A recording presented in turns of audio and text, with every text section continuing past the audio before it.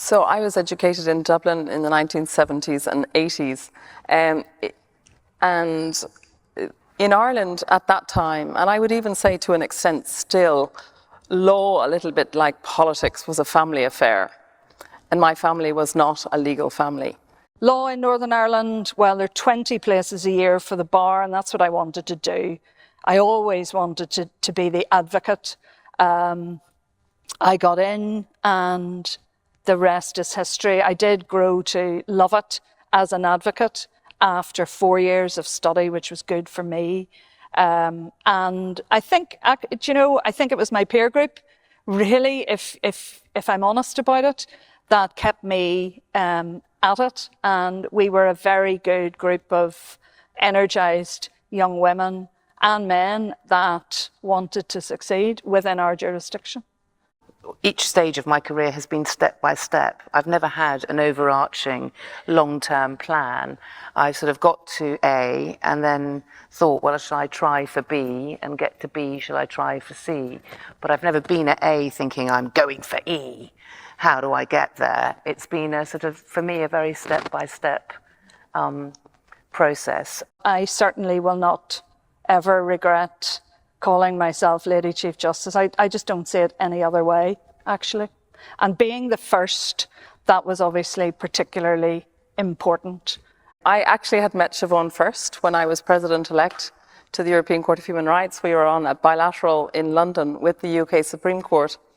And my maternal roots are in Northern Ireland. We connected immediately.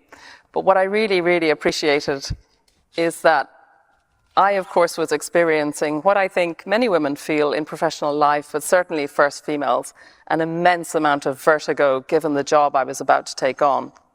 And she reached over to me and quietly said, the first year is the worst. After that, it gets a little bit easier. It's a remarkable career, and the early days you're driven by will you make enough money to live off, but will it be something you enjoy, but also in the back of your head, and I'm sure we'll come on to this down the line, this sense of public service, this sense of public duty, even if you're working in private law, the sense that you're helping people, you're helping businesses at a difficult time in their lives or their operations. So there was something wonderful about that always, the sense that you're doing something for other people. We need women and we need people with different legal and social experiences around the bench in order to truly reflect the society in which our judgments, and this is particularly the case of a court like the European Court of Human Rights, have immense impact. And we need to support women who don't conform to the complete nice package. I sometimes hear female colleagues being spoken of or criticised in a way for things that you would never criticise a man in exactly the same position for. And you've got to call it out when that happens. Women bring different life experiences to the table. And I do think that manifests itself. It may manifest itself in terms of how you approach a problem, how you articulate the result, which is a really big part of decision making, in my view, and your appreciation of those who come before you, particularly vulnerable groups or disadvantaged groups. And I think that comes from life experience rather than intellect.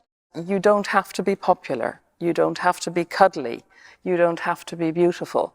You have to be professional. You have to have integrity. You have to be well prepared, and you have to be a little bit fearless. If you're always looking ahead, rather up or sideways, enjoy now. Enjoy what you've got.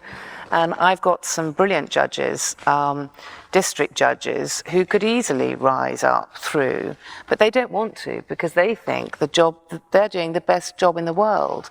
So in this sort of vortex of ambition and a very hierarchical system where there's always something to achieve next, I really fear we risk damaging what's so important, which is the here and now, and sapping the enjoyment out of the wonderful things that you're doing.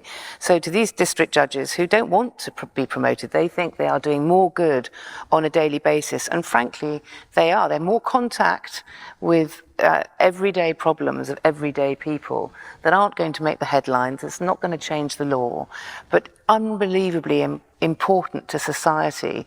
You know, I salute them. And the other thing I hope is that our successors won't have to participate on panels talking about what was it like, because it will simply be natural.